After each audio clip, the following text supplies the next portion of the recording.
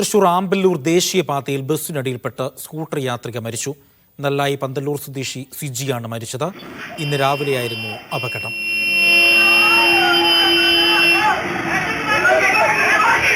നടരാജിന്റെ വിവരങ്ങൾ നൽകാനായി. നടരാജ്, ഇത് എങ്ങനെയാണ് ഈ അപകടം സംഭവിച്ചത്? രാവിലെയായിരുന്നു അപകടം. ഭർത്താവിനോടൊപ്പം ജോലിക്ക് പോകുന്നതിനിടെ സ്കൂട്ടർ നിയന്ത്രണം വിട്ട് മറിയുകയായിരുന്നു. സ്കൂട്ടറിൽ നിന്ന് തെറിച്ചു വീണ സിജിയുടെ തലയിൽ സ്വകാര്യ ബസിന്റെ പിൻചക്രം കയറുകയായിരുന്നു.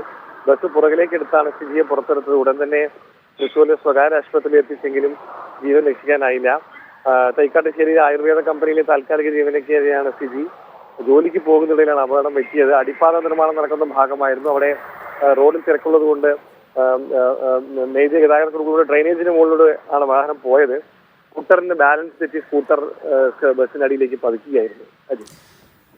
തൃശൂർ ആമ്പല്ലൂർ ദേശീയപാതയിലാണ് ബസ്സിനടിയിൽപ്പെട്ട സ്കൂട്ടർ യാത്രിക മരിച്ചത്. നെല്ലായി പന്തല്ലൂർ സ്വദേശി സിജിയാണ് മരിച്ചത്. ഇന്ന് രാവിലെയായിരുന്നു അപകടം. വാർത്തയുടെ വിവരങ്ങൾ തൃശൂരിൽ നിന്നും നൽകുകയായിരുന്നു നടരാജ്.